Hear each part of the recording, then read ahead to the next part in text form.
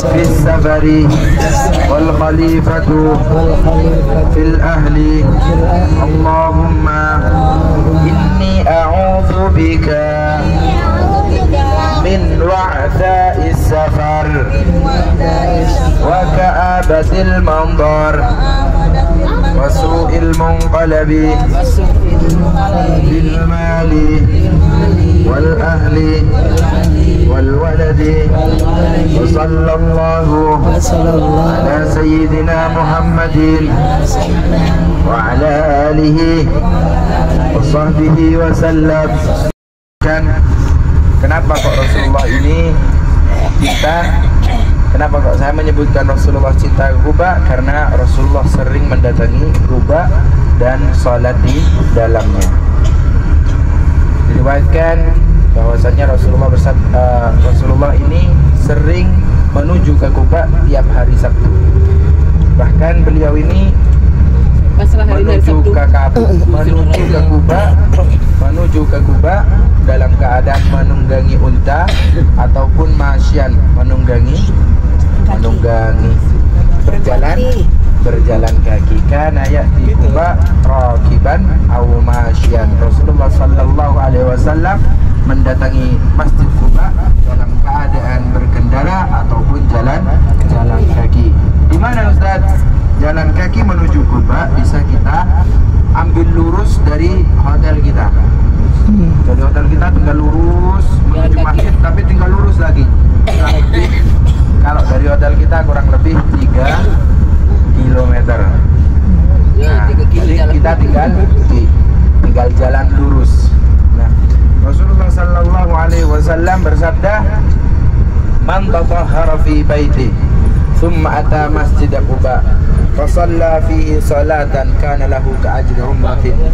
Barang siapa yang bersesuci, yang memiliki wudu dari rumahnya. Sekarang Bapak Ibu memiliki wudu dari rumah kita. Di mana? Dari hotel kita. Kita sudah memiliki wudu. Summa ata masjid Quba, kemudian mendatangi Masjid Quba. Mendatangi Masjid Quba dalam artian meniatkan diri kita akan menuju Masjid Quba, seperti halnya kita sekarang sudah niat untuk mendatangi Masjid Quba. Fa shalla fi salatan, kemudian salat di Masjid Quba. Nanti kita bisa salat. Alhamdulillah kita memiliki kesempatan pagi ini. Nanti kita bisa salat duha, bisa salat taubat, bisa salat hajat, tahiyatul masjid. Kita bisa salat 4 macam ini. Nah, fasalla fi salatan. Rasulullah tidak menentukan 2 salat ataupun 4 ataupun 6, tidak. Fasalla fi salatan, bebas. Kana lahu ka'ajri umratin, maka orang tersebut mendapatkan pahala seperti halnya umrah. Umrah ini kita menyebutnya umrah minimalis. Kita sholat 2 rakaat sudah mendapatkan pahala umroh. Ustaz, kalau gitu saya nanti dari Indonesia nggak usah ke Mekah, capek. Saya mau sholat di Kuba aja. Tidak bisa, tidak menggugurkan kewajiban umroh. Hanya saja pahalanya mendapatkan pahala umroh. Kenapa kok dikiaskan dengan pahala umroh? Saking besarnya pahala umroh, pahala salat di Masjid Quba ini sangat besar. Maka dari itu nanti kita salat. Kemudian Rasulullah sallallahu alaihi wasallam ketika sampai dari kota Makkah, beliau ini ditunggu Bapak Ibu, ditunggu oleh sahabat Ansar dan Al-Muhajirin. Pertama kali ditunggu kurang lebih beliau 1 minggu, ditunggu oleh para sahabat yang ada di kota Madinah. Pak, Bu, sudah sarapan? Masih semangat? Umroh mabrur dengan bos travel. Amin. Ya, amin. Rasulullah sembari membaca Al-Quran. Kemudian Rasulullah sallallahu alaihi wasallam berkata kepada jin tersebut untuk masuk Islam agar bisa membaca Al-Quran. Maka Rasulullah menjawab, wahai jin, engkau ini ada berapa golongan? Kok bisa-bisanya engkau mau beriman? Maka jin ini menjawab, minnal muslimuna wa minnal qasitun. Kalau dibaca di surat Al-Jin akan menemukan ayat tersebut.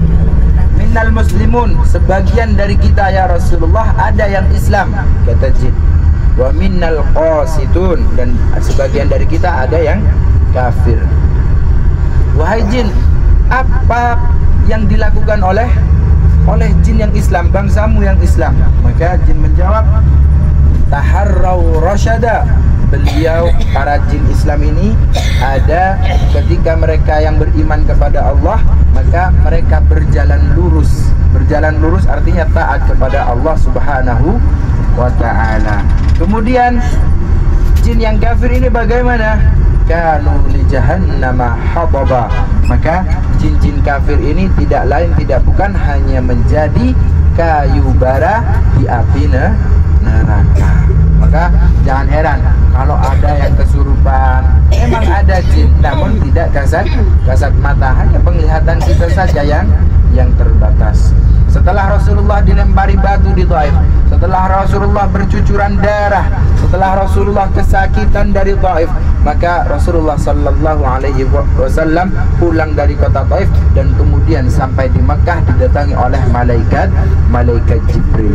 Ketika malaikat Jibril datang, malaikat Jibril meminta izin kepada Rasulullah sallallahu alaihi wasallam, dan kemudian beliau membelah dada Rasulullah sallallahu alaihi wasallam untuk disucikan yang kedua kalinya. Ya, kita foto dulu. Ya. Kita salat seperti yang Kamil jelaskan, nanti Kamil jelaskan kembali setelah salat. Apa jelaskan dulu setelah itu salat? Takut batal dulu kan? Nah, jadi kita sholat dulu, setelah itu kumpul kembali dan akan kami jelaskan.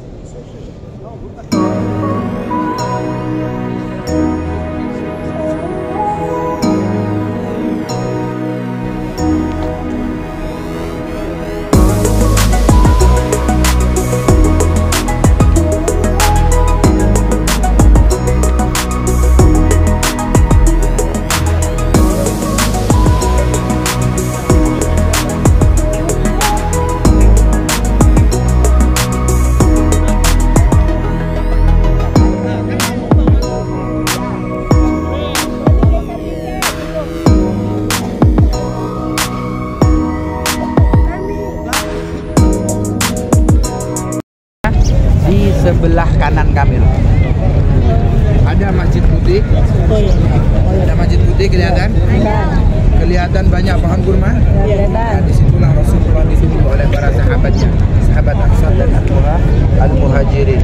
Ketika ditunggu, mohon maaf, bukan menunggu seperti biasa duduk diam, tidak, melainkan naik ke atas kurma. Para sahabat ini naik ke atas kurma dan sebagian menunggu di bawah sambil membaca zikir. Ketika Rasulullah Sallallahu Alaihi Wasallam belum sampai, kurang lebih 7 hari 7 malam para sahabat menunggu Rasulullah, kedatangan Rasulullah, sehingga para sahabat setiap sore ini naik dari pagi sampai siang, sore naik lagi. Jadi beliau ini, para sahabat menunggu Rasulullah di atas pohon kurma. Ketika Rasulullah tiba pada hari ke-10-nya, para sahabat langsung menyandungkan sambutan bacaan Tala'al Badru Alaina. Gimana bacanya? Tala'al Badru Alaina Insaniyatil wada wajaba syukru alaina Disitulah tempat masjid wada. Jadi jangan tahu salawat saja, tapi disitulah tempat di mana awal kali Rasulullah disambut oleh para sahabat Ansar dan Al-Muhajirin. Jadi pertama kali masjid yang didatangi oleh Rasulullah adalah Masjid Wada atau tempat wada, ya. Kemudian Rasulullah membangun masjid ini namanya Masjid Quba. Dalam Al-Quran Allah berfirman, la masjidun ussisa 'alat taqwa min awwali yaumin ahaqqu an taquma fihi rijalu yuhibbuna ay yatatahharu wallahu yuhibbul mutatahhirin. Sesungguhnya Allah cinta, sesungguhnya Allah suka kepada orang-orang yang senantiasa bersuci. Ketika Rasulullah sampai ke tempat ini, ketika Rasulullah sampai di Yasrib, ini adalah Yasrib yang sekarang terkenal dengan Madinah. Yasrib dulu adalah kota yang berpenyakit. Yasrib dulu adalah kota yang menakutkan. Yasrib dulu adalah kota yang dihindari oleh semua orang. Dan sekarang bisa kita lihat Bapak Ibu, semua dari penjuru dunia menuju tempat ini untuk mengunjungi Kanjeng Nabi Muhammad Sallallahu Alaihi Wasallam. Masjid pertama kali yang didatangi adalah Masjid Wada. Yang kedua, masjid yang pertama kali dibangun oleh Rasulullah adalah Masjid Quba. Mohon maaf, Rasulullah ini adalah Imamul Anbiya, imamnya para nabi, wa khatamur rusul, penutup para utusan Allah Subhanahu wa taala. Ketika beliau, mohon maaf, 10 hari 10 malam dalam perjalanannya, ketika sampai di Masjid Quba, memerintahkan untuk membangun Masjid Quba, beliau tidak hanya tanggal diam, beliau ikut membantu mengangkat bata atau bata yang dari tanah liat. Jadi beliau ikut membantu untuk membangun. Tidak hanya menyuruh, namun beliau juga ikut beraksi dalam perintah tersebut. Menunjukkan bahwasannya kita bukan hanya bisa berucap, tapi juga harus bisa bertindak dan berbuat.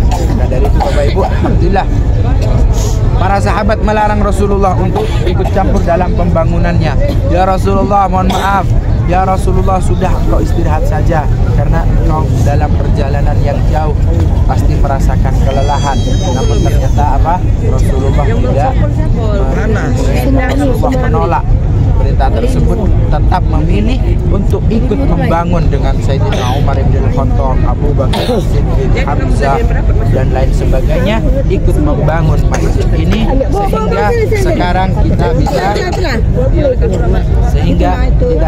bisa sholat di dalamnya, dan barang siapa sholat di dalamnya berapapun rakaatnya Allah berikan pahala.